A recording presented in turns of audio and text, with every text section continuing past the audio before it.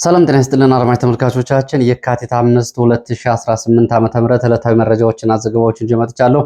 መረጃና ዘገባዎችን እየተከታተላችሁ አብራችሁ እንድትቆዩ ነው በአክብሮት የምጋብዛችሁ። በዚህ ሰዓት ወደ ደብረ ታቦር ቀጠና የሚወስድን መረጃ ይዣለሁ። አዳዲስ ለውጦች አሉ። ይህንን በተመለከተ ያለው አጠቃላይ ሁኔታ ምን ይመስላል በሚለው ላይ ተጨማሪ አዳዲስ መረጃዎችን በዚህ ሰዓት የምትሰሙ ይሆናል። ትላንትና በደብረ ታቦር ከተማ ተከታታይ የአየር ጥቃት መፈጸሙና በከተማው ውስጥ ከባድ ውጊያ መደረጉ ይታወቃል። ይህንን ተከትሎ በከተማ ያለው አሁን ሁኔታ ምን ይመስላል ከሚለው ባሻገር በዞኑ ከሚገኙ እንደዚሁ ወረዳዎችና ከተማ አስተዳደሮች እስካሁን 17 የሚሆኑት በፋኖ ቁጥጥር ስር ነው የሚገኙት። በእነዚህ ወረዳዎች የሚገኝ መሳሪያም ጭምር በአብዛኛው ወደ ፋኖ እጅ ገብቷል። ከዚህ ጋር በተያያዘ ያሉ መረጃዎችንና ዛሬ እንደዚሁ በዚሁ ቀጠና አዳዲስ ውጊያዎችና የቦታ ለውጦች መኖራቸውም ታውቋል። ከሁለት አቅጣጫዎች ወደ ቀጠናው ከፍተኛ የሆነ ወታደራዊ እንቅስቃሴ አለ። ከባህር ዳር በወረታ ደብረ ታቦር እንዲሁም ደግሞ ከላሊበላ ከጋሸና ከወልዲያ ወደ ጋይንትና ደብረ ታቦር መስመር እንደዚሁ አዲስ እንቅስቃሴ መኖሩ ተሰምቷል። ይህንን ጨምሮ ሌሎች ዝርዝር መረጃዎችን በዚህ ሰዓት ወደ እናንተ የማደርስ ይሆናል። እየተከታተላችሁ አብራችሁ እንድትቆዩ ነው በአክብሮት የምጋብዛችሁ። በዚህ ቀጠና ያሉ መረጃዎችን ወደ ሸዋ ቀጠናም የሚወስደን መረጃ አለ። ባለፈው ሳምንት እንግዲህ የስልክና የኢንተርኔት አገልግሎት ተቋርጦ ዘመቻዎች በነበሩባቸው አካባቢዎች ያለው አሁን ሁኔታ ምን ይመስላል የሚለውን በተመለከተ አዳዲስ መረጃዎችን ወደ እናንተ የማደርስ ይሆናል። እየተከታተላችሁ አብራችሁ እንድትቆዩ ነው በአክብሮት የምጋብዛችሁ።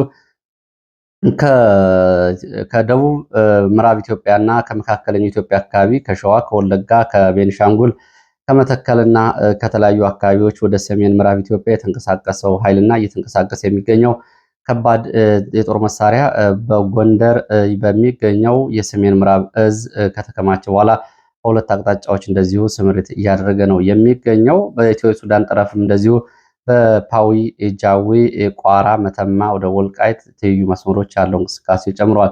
ይህንን ተከትሎ እንግዲህ ከህወሓት አንጻር ያሉ አዳዲስ መረጃዎችም አሉ። እንግዲህ የህወሓት የቀድሞ ከፍተኛ ወታደራዊ ባለስልጣናት አሁን ደግሞ እየተቃወሙ የሚገኙት ያላቸውን አጠቃላይ የትግራይን አጠቃላይ ሁኔታ በተመለከተ ለውጭ መንግስታት ሪፖርቶችን አቅርበዋል። ከነዚህ መካከል ጀነራል ጻድቃን ያቀረበውን በጠዋቱ መረጃ ጊዜያችን አድርሻችኋለሁ። ነጌታቸው ረዳን በተመሳሳይ እንደዚሁ ግምገማዎች አሏቸው። ይህንን ጨምሮ እነ ደብረጽዮን እንደዚሁ ጥሪ አቅርበዋል። ደብረጽዮን ዛሬ በህወሓትን የ51ኛ ዓመት በሚቀጥለው የካቲት 11 የሚከበረውን አስመልክቶ በሰጠው መግለጫ ላይ የተለያዩ ጉዳዮችን አንስቷል። ከጎንደር ያለውን ወታደራዊ ዝግጅት እንዲሁም ደግሞ ህወሓትም በዚሁ በትይዩ በጠለምትና በወልቃይት የሱዳን አካባቢዎች እንዲሁም ደግሞ የሽራሮና የደደቢት ቀጠናዎች እንቅስቃሴዎችን እያደረገ ነው የሚገኘው። ከዚህ አንጻር ያሉ መረጃዎችንም እንደዚሁ በዚህ ሰዓት በዝርዝር የምትከታተሉ ይሆናል። ሌላው አስመራና አዲስ አበባ እንደዚሁ ዲፕሎማሲያዊ እንቅስቃሴዎች አሉ። ይህንንም የተመለከተ መረጃ ላይ በአፋር ግንባር ጥቃት ተፈጽሟል የሚል መረጃም ወጥቷል። ይህንንም በተመለከተ በዚህ ሰዓት የማደርሳችሁ ይሆናል። እናንተ አብራችሁ መቆየት ብቻ ነው የሚጠበቅባችሁ። ሀሳብ አስተያየት ቢኖራችሁ ጥቆማ ዜና@gmail.com ላይ ልታደርሱ ይችላላችሁ። እያደረሳችሁ ስለሆነ በእጅጉ ነው የማመሰግነው። አማራጭ የስልክ ቁጥር የሚሉ ጥያቄዎችን አቅርባችኋል። በስልክ እንግዲህ ምናልባት በኢሜል ስልክ ብትጠይቁኝ የዋትሳፕ ስልክ ቁጥሮችን ልሰጣችሁ እችላለሁ። የስልክ ቁጥሮችን የጠየቃችሁኝ አላችሁ። ለጊዜው ጥቆማ ዜና@gmail.com የሚለውን ዲስክሪፕሽን ላይ የሚቀመጠውን የኢሜል አድራሻ ብትጠቀሙ በዚህ መገናኘት እንችላለን። በሌሎቹ ማህበራዊ ሚዲያ አማራጮችም በሜሴንጀር፣ በዋትሳፕ፣ በቴሌግራም እንዲሁም በተለያዩ የትዊተር እና የቲክቶክ ገጾችም እንደዚሁ መረጃዎችን ልታደርሱ ትችላላችሁ። በውስጥ መስመሮች ልንገናኝ እንችላለን። ወደ መረጃዎቹ ነው የሚሄደው። ወደ ትግራይ የሚወስደን መረጃ ነው የማስቀድመው። ወደ ትግራይ የሚወስደን መረጃ ሳስቀድም እንግዲህ በትግራይ ያለውን አጠቃላይ ሁኔታና ውጥረት የሚያሳይ መረጃ ነው የማስቀድመው። በዚህም በትግራይ የአሁናዊ ሁኔታው እንግዲህ ቀውስ የሚመሩ የተባሉ አካላት የባንክ ሂሳብ ቁጥራቸው እንዲታገድ ተደርጓል። ሀብታቸውም ቋሚ ሀብታቸውም እንዳይንቀሳቀስ እገዳ ተጥሎበታል የሚል መረጃ ነው ዛሬ ከወጡ መረጃዎች መካከል። ቁጥራቸው 250 ይሆናል የተባሉት እነዚህ አካላት የባንክ ሂሳብ ቁጥራቸው ታግዷል።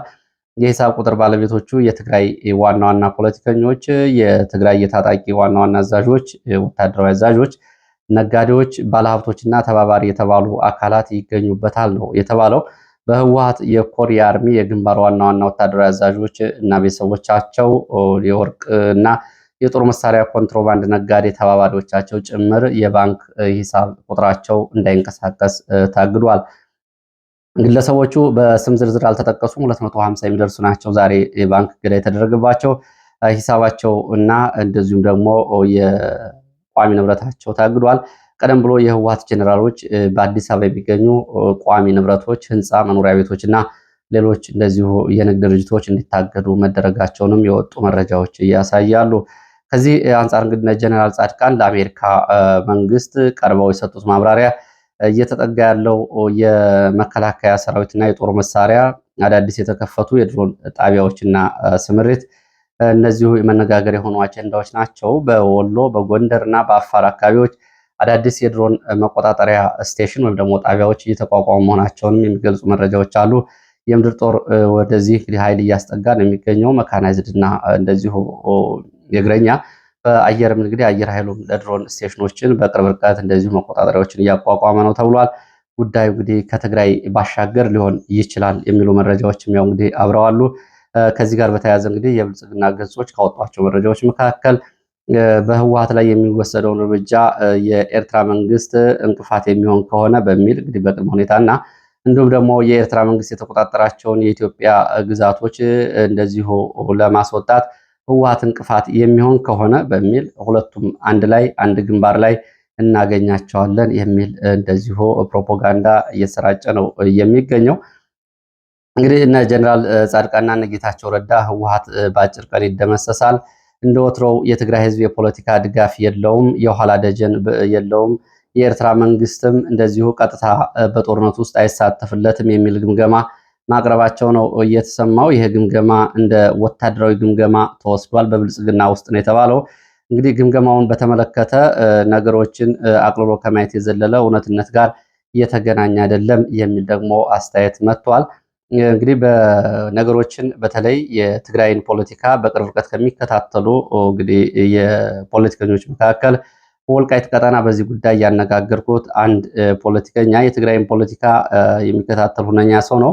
ህወሓት እርግጥ ነው የትላንቱ ጉልበቱ የለም። በወታደራዊ፣ በዲፕሎማሲያዊ፣ በፖለቲካዊ፣ በሚዲያና በገንዘብ አቅሙ ተዳክሟል። ግን ከትግራይ መሬት ተባረው በአዲስ አበባ የፖለቲካ ጥገኝነት ውስጥ ሆነው ይህንን ትንታኔ ከሚያቀርቡና ከሚሰሩት ከነ ጌታቸው ረዳና ከነ ጻድቃን የተሻለ አሁንም በትግራይ ውስጥ ያለና በትግራይ መሬት ውስጥ የሚገኝ ቡድን ስለሆነ እንደዚህ አቅልሎ መመልከት ዋጋ ያስከፍላል ነው ያሉት። አሁንም አንጻራዊ ጉልበት ህወሓት አለው። ህወሓት ውጫዊ ቀውሶችንም እንደዚሁ እንደ መልካም አጋጣሚ የመጠቀም ልምድ ያለው ድርጅት ነው። በአማራ ክልል እየተደረገ ያለውን ጦርነት፣ በሱዳን እየተደረገ ያለውን ጦርነት፣ የኤርትራን ስጋት ጨምሮ የተለያዩ በአፋር ቀጠና ያሉ ጉዳዮችን እንደዚሁ እንደ መልካም አጋጣሚ እየተጠቀመ ያለ ስለሆነ ህወሓትን ነጌታቸው አግለው እንደሚመለከቱት ቀሎ የሚታይ አይደለም የሚል መከራከሪያ ያቀርባሉ። በዚህ የነጻድቃን ግምገማ እንግዲህ በድምዳሜ ላይ መድረስና ወታደራዊ እቅድ እና ዘመቻ ይህንን መሰረት አድርጎ ማድረግ ሊያስከፍል የሚችለውን ዋጋ ማሰብ ያስፈልጋል። በጉዳዩ ላይ ተጨማሪ እንደዚሁ ስራዎች ይጠይቃል የሚል ነው። እንግዲህ ጉዳዩን እነሱም እየተከታተሉት ስለሆነ የህወሓትን አጠቃላይ እንቅስቃሴ ያው በቂ መረጃ ያላቸው ሰዎች ናቸው ይህንን አስተያየት እየሰጡት።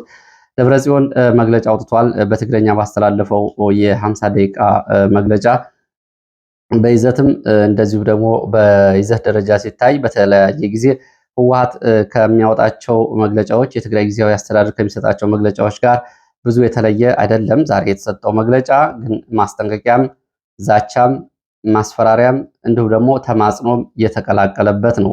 በትግረኛ የተደረገው ንግግር በጠቅላላ ይዘት ሲታይ የፕሪቶሪያ ሰላም ስምምነት ፈርሷል። ይህ ስምምነት የፈረሰው በፌዴራል መንግስት መሆኑ ሊታወቅ ይገባል የሚል ይዘት ያለው ሲሆን በትግራይ ላይ እንደገና አዲስ ጦርነት እየመጣ እንደሆነና ይህንን አደጋ ለመቀልበስ ማንም ትግራዊ ዝም ብሎ ሊመለከት አይችልም፣ እንገጥማለን የሚል ይዘት ያለው አቋም ነው ደብረጽዮን እያንጸባረቀው። የህወሓትን 51ኛ ዓመት ምስረታ ማለት ነው እንግዲህ ህወሓት ከተመሰረተ 1967 ዓ.ም አሁን 51ኛ ዓመቱ ላይ ይገኛል። ይህንን አስመልክቶ ደብረጽዮን በሰጠው ዝርዝር ማብራሪያና በአስተላለፈው መልእክት የትግራይን ህዝብ አድቅቀነዋል፣ አሁንም እናደቀዋለን በሚል አዲስ ጦርነት ለመክፈት እንቅስቃሴ እየተደረገ መሆኑን ገልጿል። በዚህም ሊከፈት ወታደራዊ ዝግጅት እየተደረገብን ነው። ስለሆነም የትግራይ ህዝብ ለህልውናውና ለሉዓላዊነቱ ከመቼውም ጊዜ በላይ ዝግጁ እንዲሆን ጥሪ አቅርቧል። ደብረጽዮን የትግራይ ህዝብ እንግዲህ ዝግጁ እንዲሆን ለጦርነቱ ጥሪ አቅርቧል። ከዚህ ጋር በተያያዘ እንደዚሁ ሌላም እንደዚሁ ዛሬ ለአፍሪካ ህብረት ህወሓት ደብዳቤ ጽፏል። ህወሓት ለአፍሪካ ህብረት በጻፈው ደብዳቤ ላይ የደብረ ጽዮን ነው በፊርማ ፈርሞ ደብዳቤውን የላከው። በዚህ ደብዳቤ ላይም እንደዚሁ የፕሪቶሪያን የሰላም ስምምነት በተመለከተ የአፍሪካ ህብረት የአምስት ነጥቦችን እንዲያስተገብር እንደዚሁ ጥያቄ ጠይቀዋል። ከነዚህ መካከል አንደኛ የፕሪቶሪያውን ስምምነትና የተኩስ አቁምን ስምምነት ሙሉ አፈጻጸም እንዲከታተልና በሁሉም አካላት በኩል ይሄ መፈጸሙ እንዲያረጋግጥ የአፍሪካ ህብረት ይሄ ማለት እንግዲህ በህወሓትም የጊዜያዊ አስተዳደሩን በኩልና በፌዴራል መንግስቱ በኩል ሁለቱ አካላት። ሁለተኛው ጉዳይ አፍሪካ ህብረት የሰላም ስምምነት አፈጻጸሙን እንዲከታተልና እንዲቆጣጠር እንደዚሁ ጠይቀዋል። ሌላው ህገ መንግስታዊ ሁኔታ እንግዲህ ወልቃይትና ጠለምትን ጨምሮ ሌሎቹን ማለት ነው ይህንን እንደዚሁ እና እንዲመልስና እንዲከበር ተፈናቃዮች እንዲመለሱ የሚል። ሌላው በአስቸኳይ የፖለቲካ ድርድርና ውይይት እንዲጀመር የአፍሪካ ህብረት ይህን ጫና እንዲያደርግ። ሌላው ከሰብአዊ አገልግሎት ጋር በተያያዘ እንደዚሁ ያሉ አቅርቦቶችና ስርጭቶችን እንደዚሁ የአፍሪካ ህብረት እንዲከታተል በደብዳቤው ላይ ተጠይቋል። እንግዲህ ይህንን የአፍሪካ ህብረት ሊቀመንበር ጉዳዩን በዋና አጀንዳነት እንዲይዙት ህወሓት ደብዳቤ ጽፏል። ከዚህ ጎን ለጎን እንግዲህ ደግሞ ህወሓት ደግሞ ወታደራዊ ዝግጅት እያደረገ ነው። በጠለምት ቀጠና በወልቃይት ትይዩ ባሉ ሁለቱ ግንባሮች በሽራሮ ሁመራና እንዲሁም ደግሞ በደደቢት ጸሊሞይ በኩል ወደ ወልቃይት ባሉት እንዲሁም ደግሞ በዋናው መንገድ በላይኛው ማለት ነው ደባርቅ ሽሬ ባለው መስመር እንደዚሁ ዝግጅቶች እያደረገ ነው። በሶስቱ የጠለምት ቀጠናዎች እና እንዲሁም ደግሞ በወልቃይት ሁለት ትይዩ አካባቢዎች ስምሪቶች አሉ። አርሚ 35 በምዕራብ ጠለምት የተለያዩ አካባቢዎች ስምሪት እንዲወስድ፣ አርሚ 17 ደደቢት ግንባር እና ከሌሎች አርሚዎች ከተጨማሪ 35 አርሚ ክፍለ ጦሮች ጋር ወደ ጸሊሞይና ተከዜ ትይዩ አካባቢዎች ቦታዎችን እንዲይዝ ወደ አድጎሹ፣ አርሚ 11 የሚባለው ደግሞ ባለፈው ውጊያ በተደረገበት የምስራቅ ጠለምት ቀጠና ወደ ድማ ባሉ ትይዩ አካባቢዎች ቦታዎችን እንዲይዝ ትዕዛዝ ተሰጥቷል። እንግዲህ አሁን ከተከዜ ማዶ ሆኖ ኃይሉ በተጠንቀቅ ላይ እንደሆነ የሚያሳዩ መረጃዎች ናቸው ያሉት። ወደ ጎንደር ስንሄድ በጎንደር ከወለጋ ቤንሻንጉል፣ ባህር ዳር፣ ደብረ ታቦር በኩል ላለፉት 5 ቀናት የተጓጓዘው ከባድ መሳሪያ እና የሰራዊት እግረኛ ሰራዊት ጎንደር አዘዞ ሰሜን ምዕራብ እዝ ማዘዣ እና አካባቢው እንደዚሁ ወደ ተለያዩ ግንባሮች ስምሪት እየወሰደ እንደሆነ ለማወቅ ተችሏል። አንደኛው በደባርቅ ሊማሊሞ ወደ ጠለምት መስመር ሲሆን ሁለተኛው ደግሞ ከጎንደር በአርማጭሆ በኩል ወደ ሁመራ ነው። ቀደም ብሎ በታች በኩል እንግዲህ በቆላማው የጎንደር ቀጠና በቋራ በመተማ ወደ ወልቃይትም እንደዚሁ ስምሪት መሰጠቱ ይታወቃል። ከዛ ባሻገር እንደዚሁ ወደ ጎንደር በአውሮፕላንም እንደዚሁ እየተጓጓዘ ያለ ወታደራዊ ሎጂስቲክ እንዳለም የሚገልጹ መረጃዎች እየወጡ ነው። ከዚህ ጋር በተያያዘ እንግዲህ ያለው ውጥረት ይህንን ይመስላል። ወደ አፋር ስንሄድ ደግሞ በአፋር ክልል ዳሉል ወረዳ ባዳ ተብሎ የሚጠራ ቦታ ባዳ ሪሜሌ ተብሎ የሚጠራ ቦታ እንደዚሁ ጥቃት መድረሱ ነው የታወቀው። በየካቲት 4 2018 በኢትዮጵያ አቆጣጠር ትላንትና በዚህ አካባቢ ጥቃት ተፈጽሟል ተብሏል። የአፋር የመረጃ ምንጮች እንደሚሉት በኤርትራ መቀመጫውን ያደረገው የአፋር መንግስትን በኃይል ለመጣል የሚንቀሳቀሰውና በቀድሞው የአፋር ክልል የእርሻ ቢሮ ሀጂ ኢብራሂም የሚመራው ታጣቂ ቡድን እንደሆነ ነው ይህን ጥቃት የፈጸመው መረጃዎች እየገለጹት። በዚህ እንግዲህ ጥቃቱ ሲፈጸም ንጹሐን ላይ ጉዳት ደርሷል። እንዲሁም ደግሞ ታፍነው የተወሰዱ ሰዎች አሉ ነው የተባለው። ምን ያህል ሰዎች ጥቃት እንደደረሰባቸው፣ ምን ያህል ሰዎች ታፍነው እንደተወሰዱ ግን መረጃው በዝርዝር አላብራራም። እንግዲህ ይህም አንዱ የስጋት ቀጠና ነው። ያው እንግዲህ በኢትዮጵያ በኩል የኤርትራን መንግስት የሚቃወሙ ታጣቂዎች በኢትዮጵያ በኩል እየሰለጠኑ ይገኛሉ። የኢትዮጵያን መንግስት የሚቃወሙ ደግሞ እንደዚሁ በኤርትራ በኩል ድጋፍ እየተደረገላቸውና ስልጠና እየወሰዱ መሆናቸው ይታወቃል። ከነዚህ ታጣቂዎች መካከል አንዱ የነ ሀጂ ኢብራሂም የሚመሩት የአፋር አንድነት አብዮታዊ ግንባር ንቅናቄ የሚባለው ነው። እንግዲህ እሱ ይህን ጥቃት እንደፈጸመ ይገለጻል። አፋርን በተመለከተ ብቻ በኢትዮጵያ ውስጥ እንደዚሁ የቀይ ባህር አፋሮች ነፃ አውጪ ድርጅት የሚባለው ደግሞ የኤርትራን መንግስት የሚቃወምና መቀመጫውን በኢትዮጵያ ውስጥ አድርጎ ወታደራዊ ሎጂስቲክና ድጋፍ እየተደረገለት ያለ ታጣቂ መኖሩ ይታወቃል። ይሄ ጉዳይ በተመለከተ በነገራችን ላይ በአብዛኛው በአፍሪካ ቀንድ ያሉ ሀገራት አንዱ የአንዱን የሚቃወሙ ታጣቂ እየደገፉና እያስታጠቁ ነው የሚገኙት። በዚህ በኩል ሱዳን የኢትዮጵያን መንግስት የሚዋጉ ታጣቂዎችን እያሰለጠነች እየደገፈች ወታደራዊ ሎጂስቲክ እያደረገች ትገኛለች። ከነዚህ መካከል ህወሓት አርሚ 70 እና ሌሎች ኮሮች በሱዳን ውስጥ አዲስ ወታደራዊ እንቅስቃሴ እስከ አየር ኃይል ድረስ ምስረታ እንዲያደርጉ ሱዳን ድጋፍ ስታደርግ፣ የኢትዮጵያ መንግስት ደግሞ እንደዚሁ የሱዳን መንግስት የሚዋጋውን አርኤስኤፍን ከአረብ ኤሚሬትስ ጋር በመሆን እንደዚሁ እንዲዋጋ ወታደራዊ ድጋፍና ሎጂስቲክ እያደረገ መሆኑ ይታወቃል። በኤርትራና በኢትዮጵያ መካከል ያለውም ከላይ እንደተገለጸው ነው። እንግዲህ በአፍሪካ ቀንድ ያሉት እነዚህ ነው። ጅቡቲም እንደዚሁ በተመሳሳይ በአፋር ውስጥ የጅቡቲን መንግስት የሚቃወሙ ተቃዋሚዎችን፣ ሶማሊያም በተመሳሳይ ይህንን ያደርጋሉ። አሁን በዚህ ቀጠና በቀጥታ አንዱ በአንዱ ጉዳይ ጣልቃ አይገባም ከተባለ በአፍሪካ ቀንድ በተለይ ከኢትዮጵያ አንጻር ከሆነ ኢትዮጵያና ኬንያ በጥሩ ሁኔታ ላይ ነው የሚገኙት። ከዛ ውጭ የደቡብ ሱዳን ጀኔራሎች እና የደቡብ ሱዳን ባለስልጣናትም ጭምር ወደ ጋምቤላ ታጣቂዎችን የጦር መሳሪያ እያስገቡ በኢትዮጵያ ውስጥ ያለው ቀውስ አንድ አካል ናቸው። እንግዲህ ሰሞኑንም እንደዚሁ በርካታ የጦር መሳሪያዎች መግባታቸው ነው የሚታወቀው። ሱዳን በጀኔራል አልቡርሃን የሚመራው ጦር ደግሞ እንግዲህ እስከ 6 የሚደርሱ የኢትዮጵያ መንግስት የሚቃወሙ ታጣቂዎችን እየደገፈ እያስታጠቀ መሆኑ ይታወቃል። የኢትዮጵያ መንግስትም እንደዚሁ እንግዲህ አርኤስኤፍን ትልቁን ቡድንና ሌሎች የኤስፒኤልኤም ኖርዝ ተብሎ የሚጠሩ የሱዳን ታጣቂዎችንም ጭምር እያሰለጠነና እየደገፈ መሆኑ ይታወቃል። ወደ መረጃዎቹ ቀጥላለሁ። ወደ መረጃዎቹ ስቀጥል ወደ አስመራና አዲስ አበባ ያለውን ሁኔታ የተመለከተው መረጃ ነው። እንግዲህ በአስመራና በአዲስ አበባ መካከል ያለውን ወታደራዊ የቃላት ጦርነት፣ ወታደራዊ ውጥረትና እንደዚሁም ደግሞ መግለጫዎችን ተከትሎ ሳውዲ አረቢያ ዛሬ ወደ አስመራ ሌላ ልካለች። በትናንትናው ዕለት የሳውዲ አረቢያ ውጭ ጉዳይ ሚኒስትር አዲስ አበባ ከአብይ አህመድ ጋር መነጋገራቸው ተገልጿል። በአባይ ውሃ አጠቃቀም እንዲሁም ደግሞ በቀይ ባህርና በተያያዥ የጸጥታና የጋራ የሰላም ጉዳዮች በጋራ መምከራቸው ሲገለጽ፣ በዛሬው ዕለት ደግሞ የሳውዲ አረቢያው ምክትል የውጭ ጉዳይ ሚኒስትር አስመራ ገብተዋል። ይህንን ጉዳይ የተመለከቱ ፖለቲካ ተንታኞች እንግዲህ ሳውዲ አረቢያ ሁለቱን ሀገራት ለማስታረቅ እንቅስቃሴ መጀመሯን እየገለጹ ነው የሚገኙት። ምንም እንኳ ከአዲስ አበባም ሆነ ከአስመራ ስለ ጉዳዩ ማረጋገጫ ባይሰጥም ከአሁን በፊት ሳውዲ አረቢያ ከእንግሊዝ የፓርላማ አባላት ጋር በመሆን ኢትዮጵያና የኤርትራን መንግስታት ለማስታረቅ 2 ዙር ሙከራ ማድረጓና ሙከራው አለመሳካቱ ይታወቃል። አሁን ደግሞ እንደዚህ ይህን እንቅስቃሴ እያደረገች ነው የምትገኘው። በተመሳሳይ ቀን 2 የልዑካን ቡድን ከሳውዲ አረቢያ ወደ አስመራና ወደ አዲስ አበባ ተልከዋል።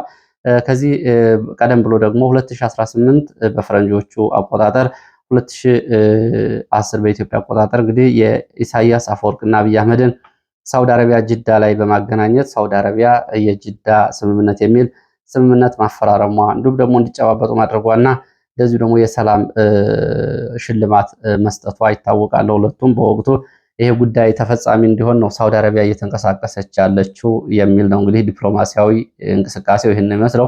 ከዲፕሎማሲያዊ እንቅስቃሴው ባሻገር ወታደራዊ አስተላለፉ ደግሞ ያው በዚህ ቀጠና ያለው ሳውዲ አረቢያ፣ ግብፅ፣ አስመራ እና ሱዳን በዚህ ቀጠና በተመሳሳይ አንድ አላይድ ወይም ደግሞ አንድ ቡድን ሲሆኑ ኢትዮጵያ፣ አረብ ኤሚሬትስ፣ እስራኤል እና ሌሎች እንደዚሁ ሶማሌላንድ ጨምሮ በዚህ ቀጠና ደግሞ የራሳቸው አሰላለፍ የያዙ ናቸው። በሱዳን ውስጥ ባለው ጦርነት እነዚህ ኃይሎች የተለያየ ግንባር ይዘው ነው የተዋጉ የሚገኙት። ከዚህ አንጻር እንግዲህ ያሉት ቀጣይ የሚወጡ መረጃዎች ካሉ በሁለቱም በአዲስ አበባና በአስመራ የሚገለጹ አብረን የምናያቸው ይሆናል። ወደ ሌሎች መረጃዎች ሲሄዱ ወደ አማራ ክልል የሚወስዱን የግንባር መረጃዎች አስከትላለሁ። በደብረ ታቦር ቀጠና ያሉ መረጃዎችን የማስቀድመው በደብረ ታቦር ዙሪያ ብናት፣ በለሳ፣ ጋይንት፣ ጉናን ጨምሮ የድሮን አሰሳና ቅኝቶች እየተደረጉ መሆናቸው ነው ዛሬም የተገለጸው። ከሌሊቱ የቀጠለ የድሮን አሰሳና ቅኝት እየተደረገ ነው። ደብረ ታቦር አሁንም የሚያስወጡ መንገዶች ሙሉ በሙሉ እንደተዘጉ ናቸው። ከደብረ ታቦር ወደ እስቴ፣ ከደብረ ታቦር ወደ ብናት፣ ከደብረ ታቦር ወደ ጋይንት የሚወስደው ዋናው መንገድ ጨምሮ መንገዶች ዝግ መሆናቸው ነው የተገለጸው። አልፎ አልፎ ወታደራዊ ተሽከርካሪዎች ከባህር ዳር ወደ ደብረ ታቦር በወረታ በኩል ባለምሳጋ እንደዚሁ ዛሬ ተጨማሪ ወታደራዊ ተሽከርካሪዎች ከመግባታቸው ውጭ ምንም አይነት የሲቪል የትራንስፖርት እንቅስቃሴ የለም። ዛሬም ባለበት ነው የቀጠለው። ሌላው ወደ ንፋስ መውጫ ከተማ መቄት አካባቢ ወደ መቄት ሸሽቶ የነበረው አድማ ብተና እና ሚሊሻ እና የብልጽግና ባለስልጣናት አካባቢ ማለት ነው ከሰሜን ወሎ መቄት ተጨማሪ ኃይል በመያዝ ወደ ጋይንት እንደዚሁ እንቅስቃሴ ያደረጉ መሆናቸውና ጨጭሆ እንዲሁም ደግሞ ደብረ ዘይት ተብሎ የሚጠራው አካባቢ ተኩስ እንደነበር ለማወቅ ተችሏል። ዛሬ ማለዳ በዚህ አካባቢ ተኩስ ነበረ። ተጨማሪ ኃይል ከወልዲያ ከጋሸናና ከላሊበላ ወደ ንፋስ መውጫ ተንቀሳቅሷል ነው የተባለው። የብልጽግና ባለስልጣናትን ወደ ንፋስ መውጫ ለመመለስ ነው ወታደራዊ ኃይሉ የተንቀሳቀሰው። ንፋስ መውጫ መልሶ ለመያዝ ከጋሸና ከላሊበላ የተንቀሳቀሰው ኃይል አሁን አመሻሹን ወደ ንፋስ መውጫ ከተማ ገብቷል የሚል መረጃ ወጥቷል። ፋኖ ንፋስ መውጫ ከተማን ለቆ ወጥቷል። መከላከያ ተመልሶ ገብቷል። ከላሊበላና ከጋሸና ተጨማሪ ኃይል እየገባ እንደሆነ የሚገልጹ መረጃዎች ወጥተዋል። በነገራችን ላይ ንፋስ መውጫ ከተማ ማለት ምስራቅ አማራና ምዕራብ አማራን የሚያገናኘው ስትራቴጂክ ከተማ ነው። አሁን ፋኖ ለቆ ወጥቷል፣ መከላከያ ገብቷል ነው የተባለው።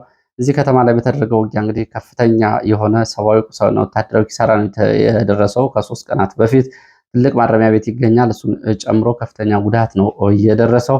አሁን መከላከያ ተመልሶ መግባቱን የሚገልጹ መረጃዎች ናቸው እየወጡ ያሉት።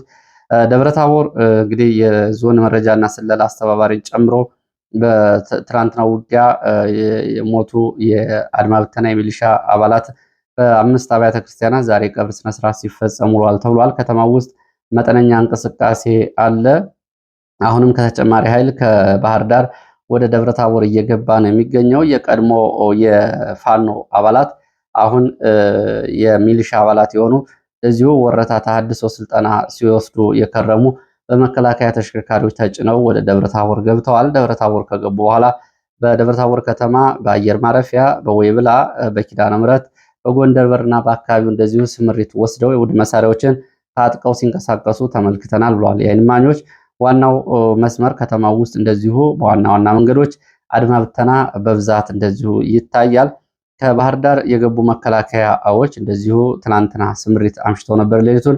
አሁን ወደ ካምፖቻቸው ገብተዋል። ጅምር ዩኒቨርሲቲው ጤና ሳይንስ ኮሌጅ እና በሌሎች ካምፖች ገብተዋል ነው የተባለው።